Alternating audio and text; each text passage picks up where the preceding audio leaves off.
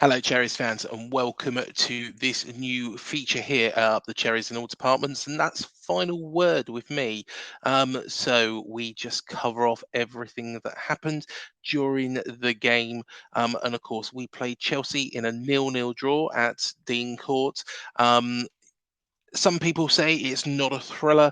To be honest, I think it was a very, very good performance. So let's just go with firstly the team sheet. When it was announced, I was quite surprised. Dongo Atara was in the squad, of course, after being in a boot a couple of weeks back.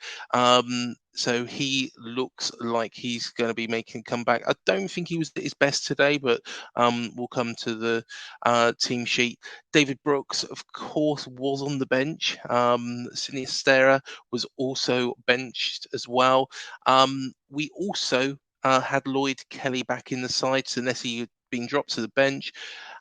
So I was, to be honest, the inclusion of Senesi instead, or sorry, the inclusion of Kelly instead of Senesi was firstly one of my major concerns. I was a bit surprised by that, but also Tara playing after a layoff. I was pleased to see Tavernier was getting the nod, and also Ryan Christie as well started the game. Um, to be perfectly honest, I think it was an excellent performance. Really, this.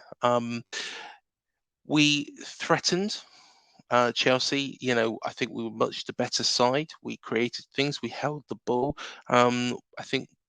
I don't know. I haven't looked at the possession stats, but we kept control of the game for long periods and did cause issues for their back line. Um, of course, their man of the match was actually their goalkeeper as well as ours. Neto did make two very, very good saves, which I think, got him that. But I would argue that Max Aarons was probably my man of the match. And I'll tell you why, was that MUDRYK, he just kept him in his pocket. He just kept control of him all across the whole game. MUDRYK can cause problems, and by nullifying him, what he did was make sure that there was nothing going into Nicholas Jackson in the middle of the Chelsea attack. So I was very, very impressed by that. Of course, when David Brooks come on, he didn't have much time to make an impact. I thought Justin Kluivert, when he come on though, was very, very good. Performed very well. Phil Billing was excellent. There was a point where he did try and control the ball in the box. Could he have tried an audacious overhead kick? Possibly, but I think he probably it was just so difficult that he had to kind of, you know, control the ball, bring it down. By that time, it was too late. The chance had gone. I think that Dom, had some good opportunities. Like I've always said, he's not a greedy forward. What he does is he does bring players in and they pass back, and get other players involved in attacks. So, that's definitely what he's done during, one of the attacks in the first half. He's pulled it back. If he had gone for it, do I think that he would have scored? Probably not. However, I think he would have stood a good. To be honest, it would have made more sense to actually go for that and have that pot shot. Um, of course, we had a free kick. Could have been a penalty had it been a couple of more yards in front of where it was. It was very, very close. The resulting free kick was a little bit disappointing. Phil Bill took that. I did think that Justin Kluivert was going to take it, and what my logic was to try and, because we had two players in the wall, that Chelsea were battling, they were trying to cause a little bit of a disruption. What my thought was is if you fired it in towards them, and then they flicked the ball into the furthest corner. Now it might not have worked.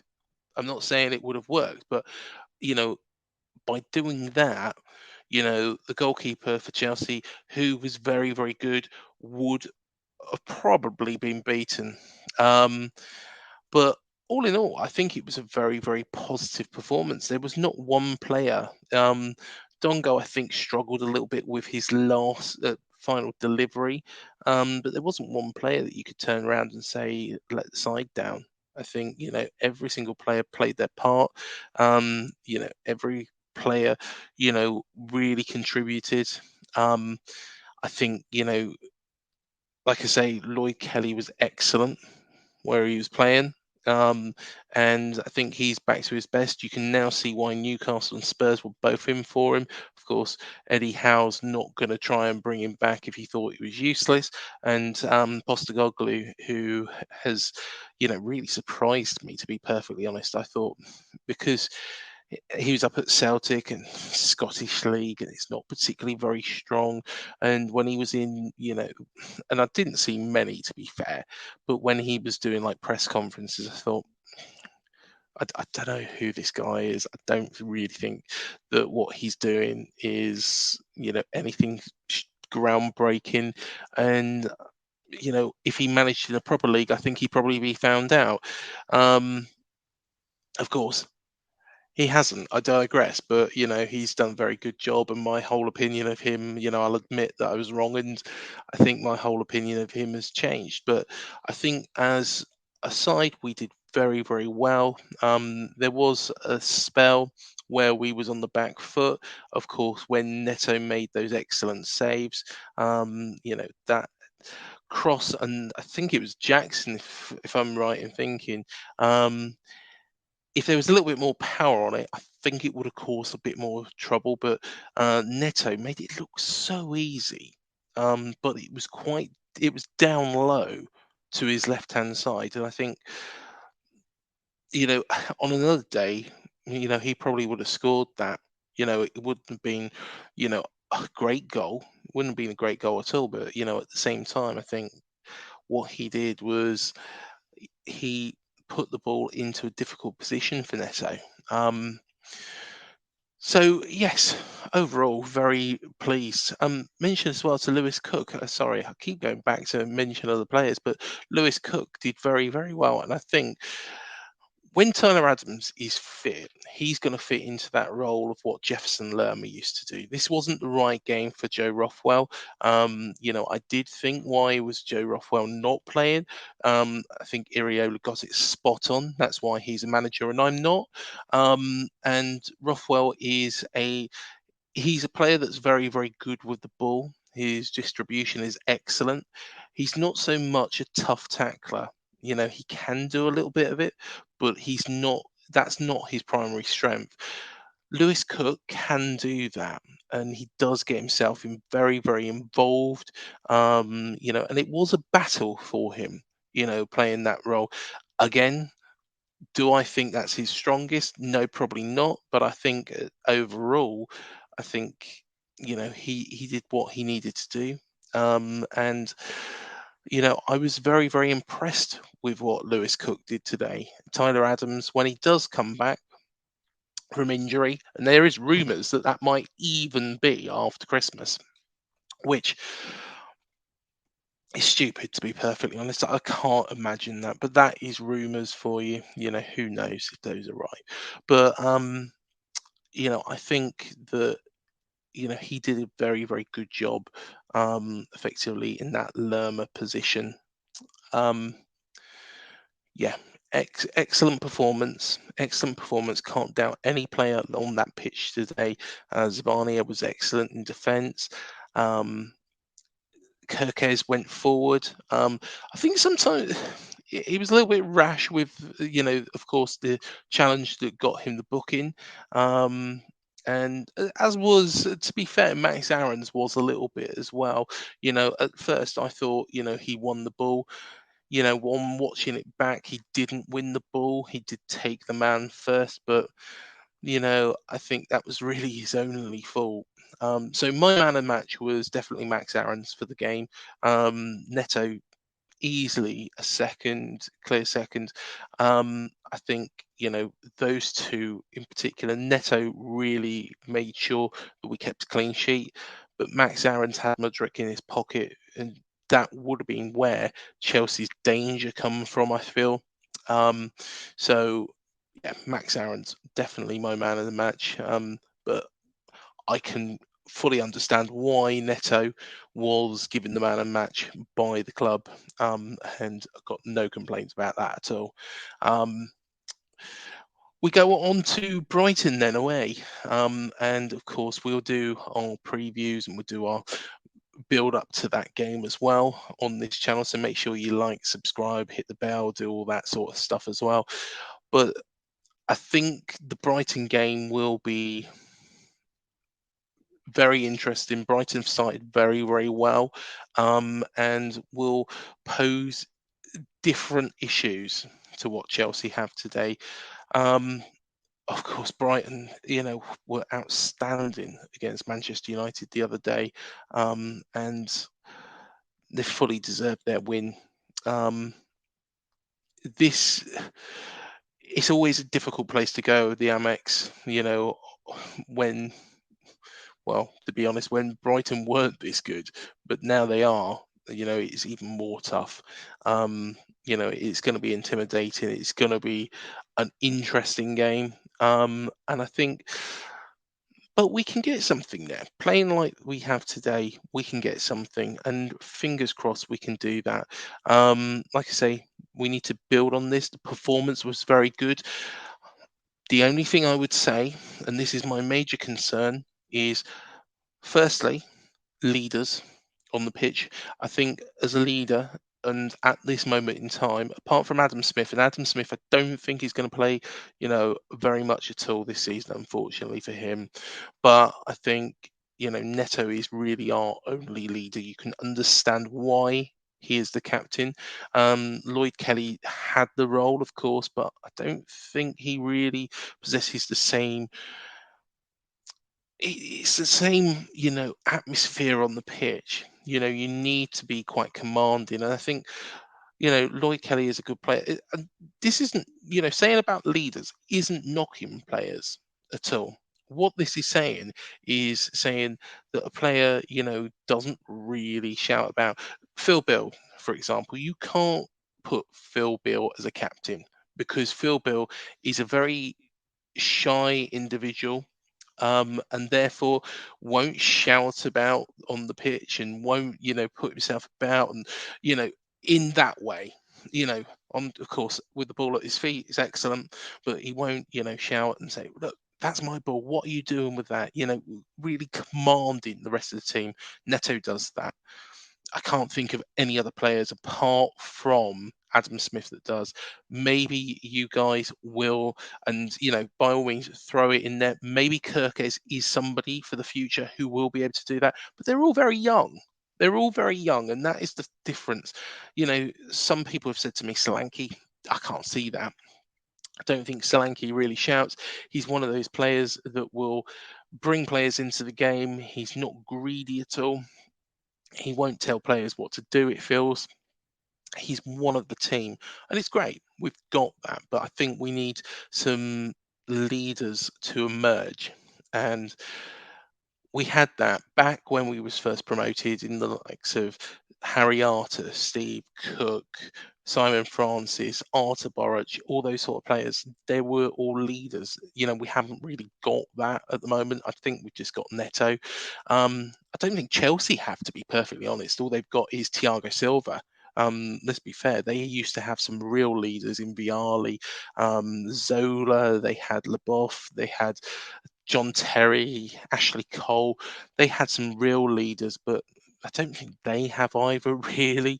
Um, so, yeah, for what it's worth, that is my first concern. The second concern is that we are playing beautiful football. It is very nice to watch. It's excellent. It's what we wanted, as a fan base. If you read everything, it's what we wanted.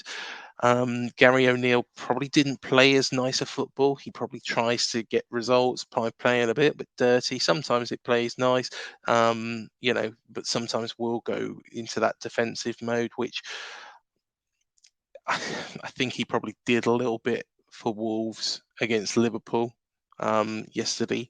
So that that's another conversation to be had for another day, I think. But I think it's great playing beautiful football, but you can play beautiful football but not get the results. Now, we've seen so many teams throughout the years be relegated from the Premier League, by playing excellent football, some football that, you know, you want to see, but it just doesn't harbour the results. It doesn't harbour the results.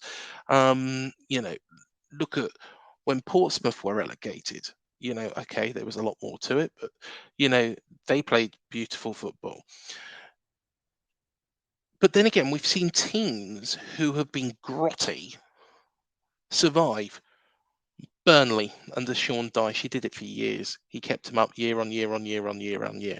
Wimbledon, you know, nobody can tell me that Wimbledon played nice football. Go back even further, Leeds, they were dirty and even did great things under Don Revie.